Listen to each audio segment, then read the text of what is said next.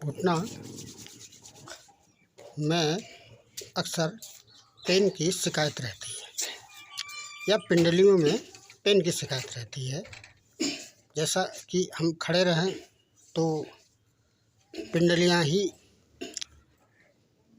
इसमें मुख्य भूमिका अदा करती हैं। ये घुटना है, घुटने से और एड़ी के बीच वाले हिस्से को, ये जो नीचे वाला क्षेत्र है इसको तो काफ कहते हैं, और जो ऊपर वाला हिस्सा है ये शिन है, पिंडलियां हैं। इसमें दो प्रकार की हड्डियां होती हैं, टिबिया और फिबुला। तो योग एक्सरसाइज करने से पहले इनमें स्पर्श कराते हुए ही मालिश करनी है। जोर से दबाकर, काफ़ी स्ट्रेस में दबाकर नहीं करनी है, हल्का सा स्पर्श करते हुए। जैसा कि मालिश का मुख्य जो आधार है वो ये कि नसों को इसमें एक्टिव कराना है, न कि नसों को दबाना है। नसों को दबाते हुए मालिश नहीं करनी है, बल्कि स्पर्श कराते हुए ही इसमें तेल लगाना है। ये काफ है, काफ नीचे वाला जो हिस्सा है ये काफ है, और जो ऊपर है ये पिंडलियां हैं, शिन। और घुटने में राउंड करके सर्किल बनाते हुए तेल लगाना है। अब एक्सरसाइज इसके लिए काफ, शिन वाले क्षेत्र को एक्टिव करने के लिए, जैसा कि इसका संबंध स्पाइनल कॉर्ड से होता भी है, और शरीर के विभिन्न अंगों से, आंतरिक अंगों से भी इसका संबंध रहता है, और नर्व्स से संबंध तो है ही है, तंत्रिकाओं से। मुख्य रूप से स्पाइनल कॉर्ड से इसका संबंध रहता है। इसके लिए सर्वप्रथम ये पंजों को मिलाकर, पाँव के तलुओं को मिलाकर इस तरह से क्लॉकवाइज और एंटी क्लॉकवाइज, ये पहला स्टेप है। क्लॉकवाइज और एंटी क्लॉकवाइज जब हम घुमा रहे हैं पाँव के तलुओं को, तो इसमें संख्या निर्धारित रखनी है, निश्चित रखनी है। उसके बाद एक पाँव के ऊपर दूसरे पाँव की एड़ी टिकाते हुए कमर का हिस्सा तो अपोजिट में जाएगा, और पाँव जिस और पाँव जा रहे हैं उसके अपोजिट में आगे गर्दन रखनी है, अपोजिट में देखना है। और दोनों हाथ पीछे की ओर टिका रखे हैं कारपेट में। यही क्रम दोनों पाँव से करना है, यही क्रम दोनों पाँव से किया जाना है। और संख्याएं निश्चित रखनी है, निर्धारित रखनी है, बराबर रखनी है। जितना हमने बाएं पाँव से किया उतना ही दाहिने पाँव से भी इसको किया जाना है। नंबर 2, दूसरा, ये जब हम पंजे पाँव ऊपर ला रहे हैं तो इसको थाई के नज़दीक टिका लेते हैं, पाँव के तलुओं को।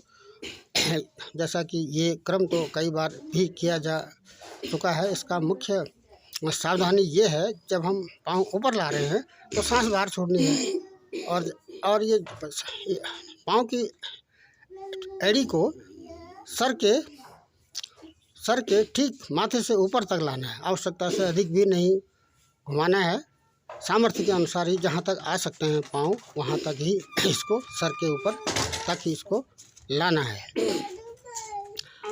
और यही क्रम दूसरे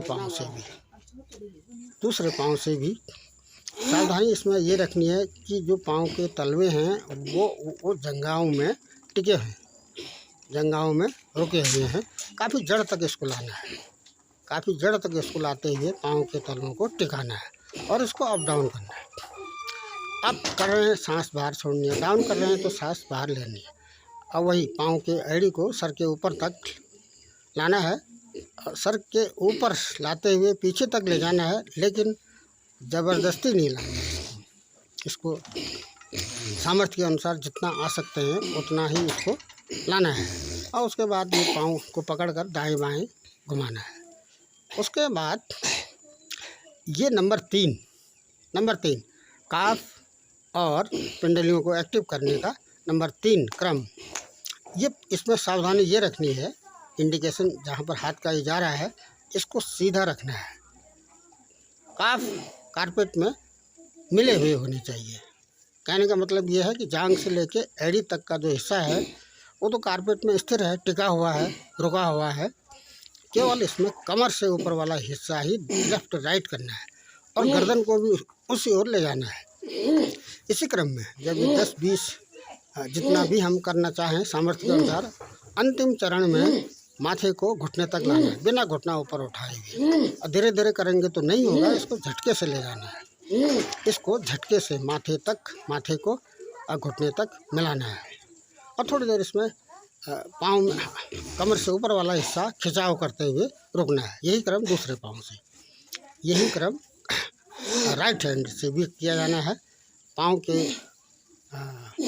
की अंगुलियां और हाथ की अंगुलियों का स्पर्श कराते हुए ही कमर को दाएं बाएं करना है और गर्दन भी जिस तरफ हाथ पीछे जा रहा है उस तरफ गर्दन ले जानी है और अंतिम चरण में माथे को घुटने तक मिलाना है।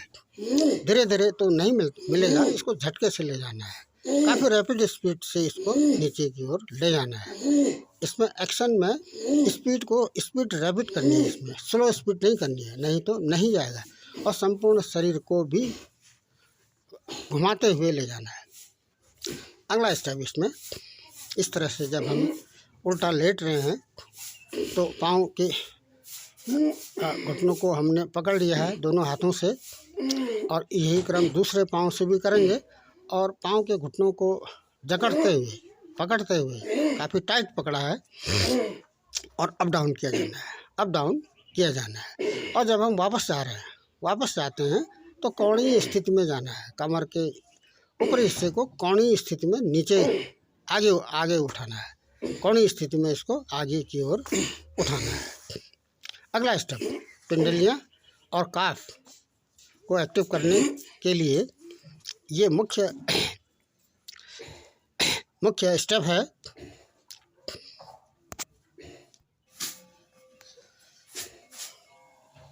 इसमें खड़े होकर दोनों हाथों के अंगूठे को टेल बोन से स्पर्श कराते हुए, केवल एड़ी का इसमें एक्शन है, लेकिन इसमें घुटने मोड़ने नहीं है। ये भी सावधानी रखनी है, घुटना इसमें मोड़ना नहीं है, केवल पाँव के तलवों का ही इसमें एक्शन है।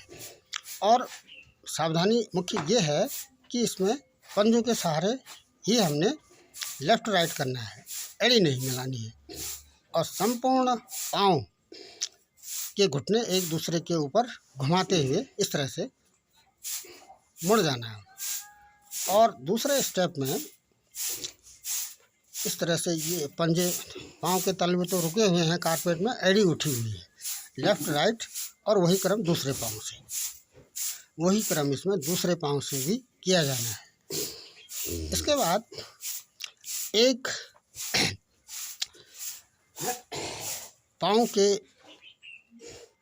पाँव के तलवे को दूसरे पाँव के जंघाओं के नज़दीक लाते हुए जड़ में टिकाते हुए हमने खड़े हो जाना है। मुख्य इसमें सावधानी ये है कि इसमें घुटनों में शिथिलन नहीं करना है, घुटनों में शिथिलन नहीं करना है, घुटने इसमें स्ट्रेट रखने हैं, ये मुख्य सावधानी है। और यही क्रम दूसरे पाँव से भी हम करेंगे। पाँव के तलवों को, जो पाँव हमारा सीधा खड़ा है, पहले तो घुटने हमने स्ट्रेट कर लेने हैं, सीधे कर लेने हैं। घुटनों में इसमें शिथिलता बिल्कुल भी नहीं लानी है, शिथिलता नहीं लानी है इसमें, और काफ़ी देर तक इसमें सामर्थ्य के अनुसार खड़े रहना है।